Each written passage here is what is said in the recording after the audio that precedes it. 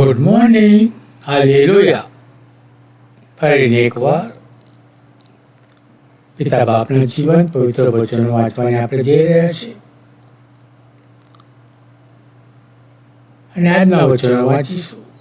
પિતા બાપની સમક્ષ જઈશું, આજે જે કાલાવાલા કરીશું, કેમ કે આપણો બાપ એ આપણા કાલાવાલા સાંભળનાર જીવતા પ્રભુ છે.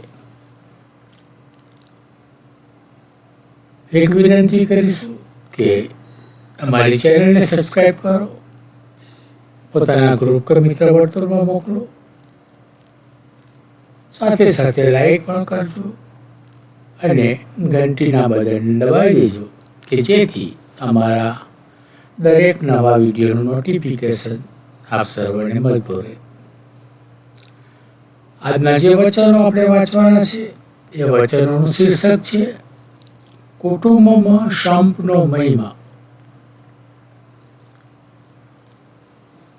જો આપણે આપણા કુટુંબની અંદર, આપણા સમાજની અંદર સંપીને રહીએ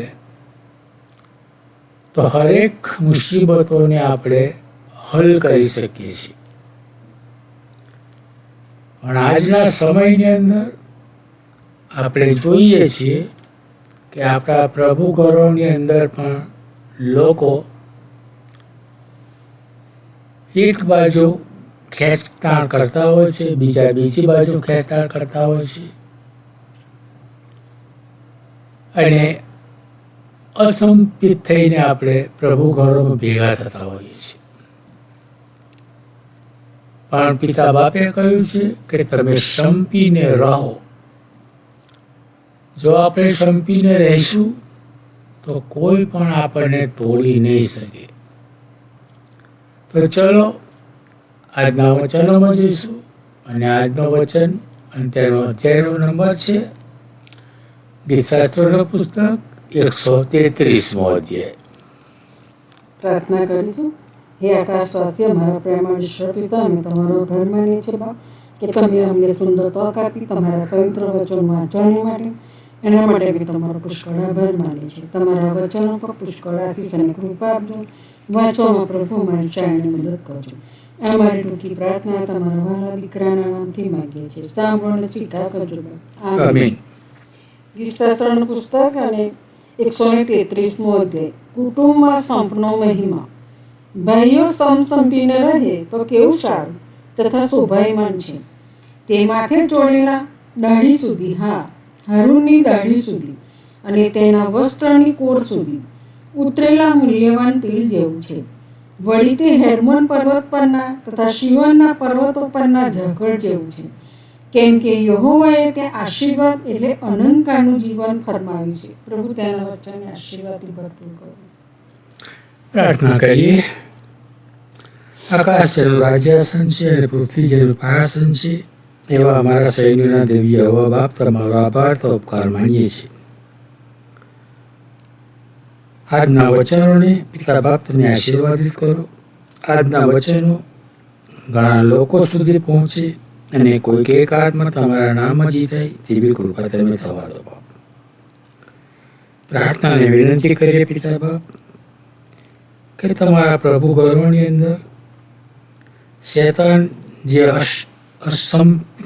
પેદા કરી રહ્યો છે, ત્યાં આગળ વાડા બનાવી રહ્યો છે અને ઘણી મંડળીઓની અંદર પિતા બાપ આ રીતે એ તમારા પ્રભુ મંદિરના વાડાની અંદર ઘૂસીને તમારા બાળકોને એકબીજાથી દૂર કરી રહ્યો છે અને કુસંપિત કરી રહ્યો છે. પણ તમે કહ્યું છે પિતા બાપ કે તમે સંપીને રહો. ત્યારે પિતા બાપ પ્રાર્થનાને વિનંતી કરીએ કે આવા તમારા બાળકોની અંદરથી આ કુસંપના આત્માને દૂર કરો અને તેઓ સગડાઓ એક દિલ ના થાય, એક મન ના થાય અને સગડા સાથે મળીને તમારી સમક્ષ આવે, તમારા નામને માન, મહિમાને ગૌરવ આપે અને તમારું નામ ઊંચું મનાય એવી કૃપા તમે થવા દેજો બાપ.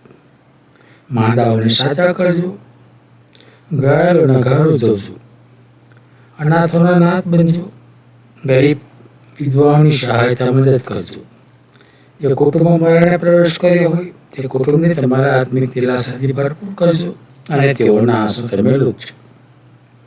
વિશેષ પિતા પ્રાર્થનાને વિનંતી કરીએ કે કોઈ પણ કુટુંબની અંદર કામ, નોકરી, રોજગારની તલાશ હોય, પિતા બાપ તેઓને કામ, ધંધા, નોકરી, રોજગાર મળી રહે તેને માટે તમારી કૃપા તેઓની પર થવા દેજો.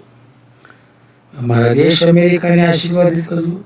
અમારા દેશના રાજનેતાઓને આશીર્વાદિત કરજો બાપ. તમારું આવું નજીક છે. તમે ક્યારે આવશો અમે જાણતા નથી, પણ જ્યારે પણ તમે આવો ત્યારે તમને મળવાને માટે અમે હર હંમેશ તૈયાર હોઈએ. તેને માટે અમને તૈયાર કરો. તમારામાં દોરો, તમારામાં ચલાવો, તમારામાં વાપરો બાપ.